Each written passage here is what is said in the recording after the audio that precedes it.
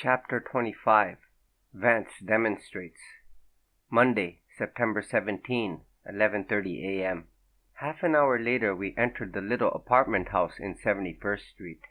Despite the plausibility of Heath's case against Jessup, Markham was not entirely satisfied with the arrest, and Vance's attitude had sown further seeds of doubt in his mind. The strongest point against Jessup was that relating to the bolting and unbolting of the side door.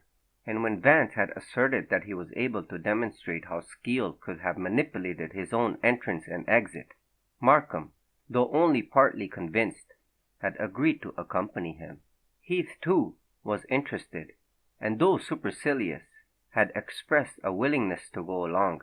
Spively, scintillant in his chocolate-colored suit, was at the switchboard, and stared at us apprehensively. But when Vance suggested pleasantly that he take a 10-minute walk round the block, he appeared greatly relieved, and lost no time in complying. The officer on guard outside of the Odell apartment came forward and saluted. "How goes it?" asked Heath. "Any visitors?" "Only one, a toff who said he'd known the Canary and wanted to see the apartment. I told him to get an order from you or the district attorney." "That was correct, officer," said Markham. Then, turning to Vance, "Probably Spotswood. Poor devil." "Quite," murmured Vance. "So persistent. Rosemary and all that. Touchin'."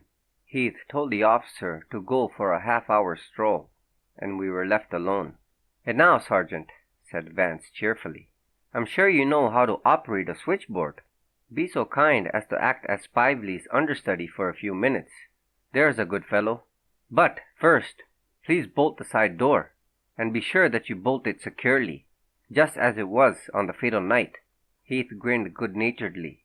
"Sure thing." He put his forefinger to his lips mysteriously, and, crouching, tiptoed down the hall like a burlesque detective in a farce. After a few moments he came tiptoeing back to the switchboard, his finger still on his lips.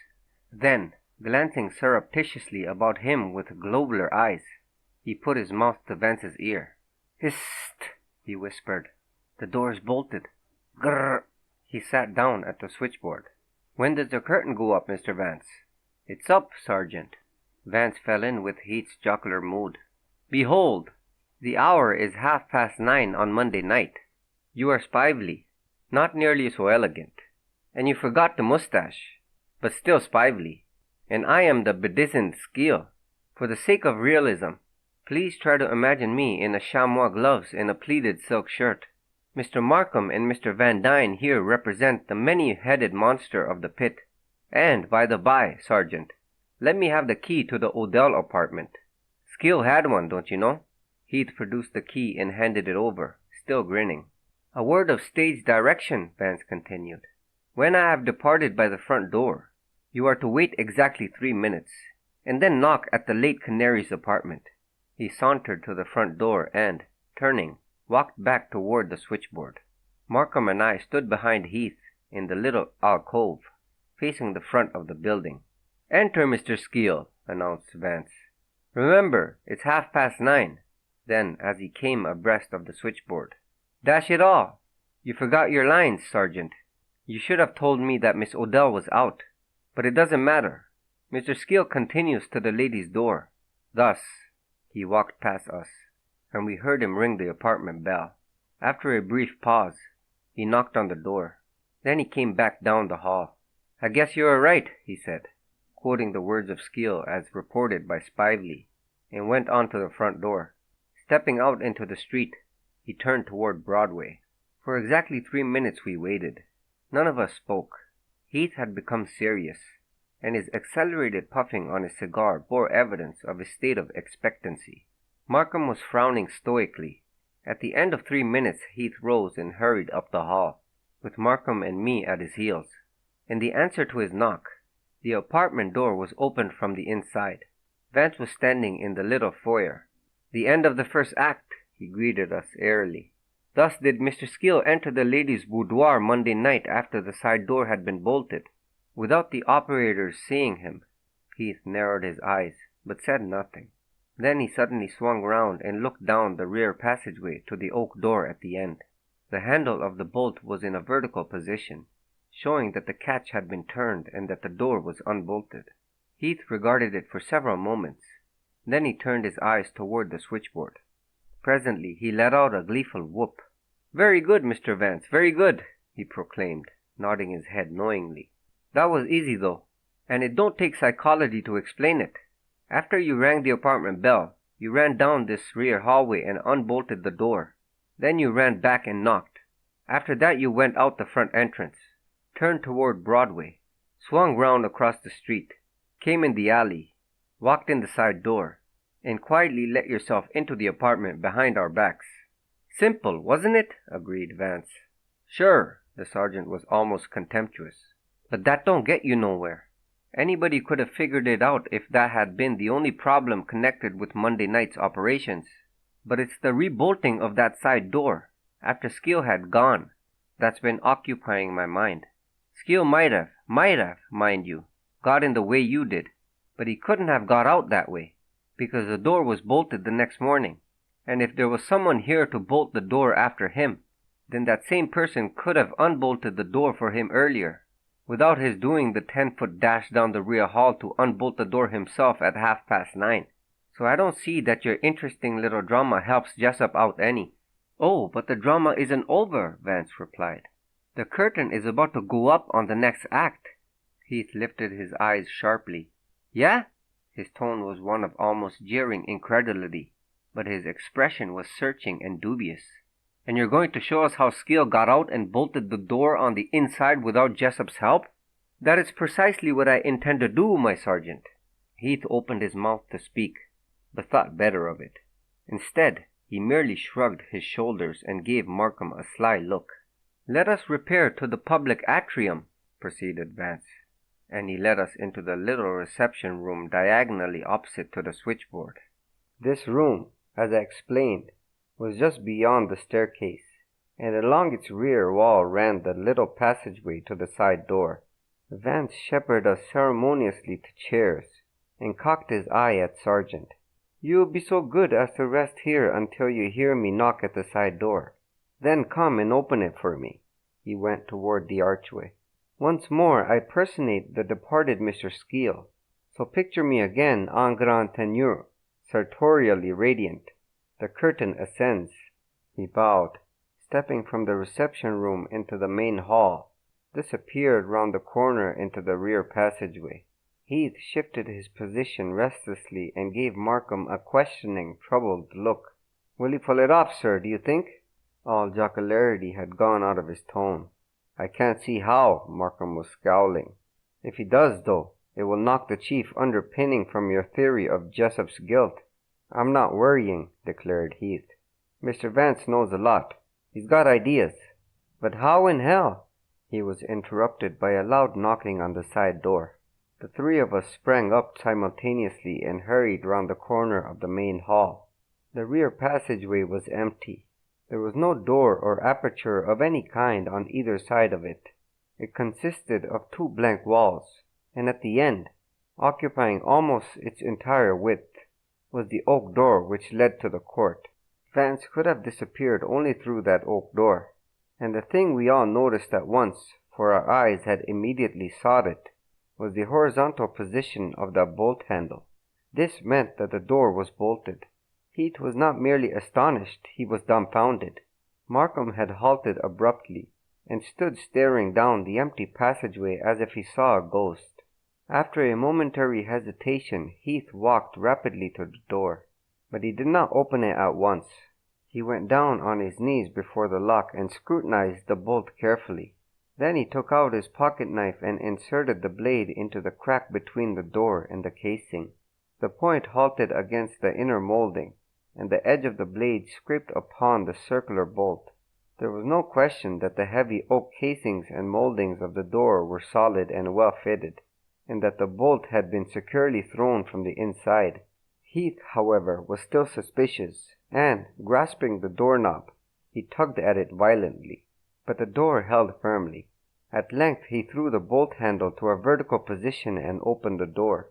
Vance was standing in the court, placidly smoking and inspecting the brickwork of the alley wall. "I say, Markham," he remarked, "here's a curious thing. This wall, must be very old. It was built in these latter days of breathless efficiency.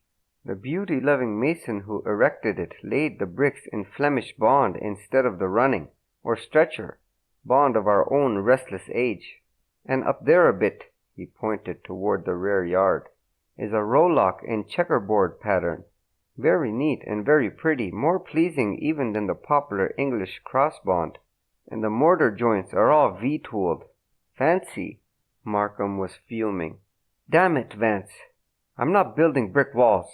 What I want to know is how you got out here and left the door bolted on the inside. Oh, that! Vance crushed out his cigarette and re-entered the building. I merely made use of a bit of a clever criminal mechanism. It's very simple. Like all truly effective appliances, simple beyond words. I blush at its simplicity. Observe. He took from his pocket a tiny pair of tweezers to the end of which was tied a piece of purple twine about 4 feet long. Placing the tweezers over the vertical bolt handle, he turned them at a very slight angle to the left and then ran the twine under the door so that about a foot of it projected over the sill. Stepping into the court, he closed the door. The tweezers still held the bolt handle as in a vise, and the string extended straight to the floor and disappeared under the door into the court. The three of us stood watching the bolt with fascinated attention. Slowly the string became taut, as Vance gently pulled upon the loose end outside, and then the downward tug began slowly but surely to turn the bolt handle. When the bolt had been thrown and the handle was in a horizontal position, there came a slight jerk on the string. The tweezers were disengaged from the bolt handle and fell noiselessly to the carpeted floor. Then, as the string was pulled from without, the tweezers disappeared under the crack between the bottom of the door and the sill. "Childish, what?" commented Vance, when Heath had let him in. "Silly, too, isn't it? And yet, Sergeant dear, that's how the deceased Tony left these premises last Monday night. But let's go into the lady's apartment, and I'll tell you a story. I see that Mr. Spively has returned from his promenade, so he can resume his telephonic duties and leave us free for a causerie." "When did you think up that hocus-pocus with the tweezers and string?" demanded Markham irritably, when we were seated in the Odell living room. "I didn't think it up at all, don't you know," Vance told him carelessly, selecting a cigarette with annoying deliberation. "It was Mr. Skeel's idea. Ingenious lad, eh, what?" Come. Markham's equanimity was at last shaken. "How can you possibly know that Skeel used this means of locking himself out? I found the little apparatus in his evening clothes yesterday morning." "What?" cried Heath belligerently. "You took that out of Skeel's room yesterday during the search, without saying anything about it?" "Oh, only after your ferrets had passed by it. In fact, I didn't even look at the gentleman's clothes until your experienced searchers had inspected them and relocked the wardrobe door. You see, Sergeant, this little thingabob was stuffed away in one of the pockets of Skeel's dress waistcoat, under the silver cigarette case. I'll admit I went over his evening suit rather lovingly. He wore it, on the night the lady departed this life, and I hoped to find some slight indication of his collaboration in the event.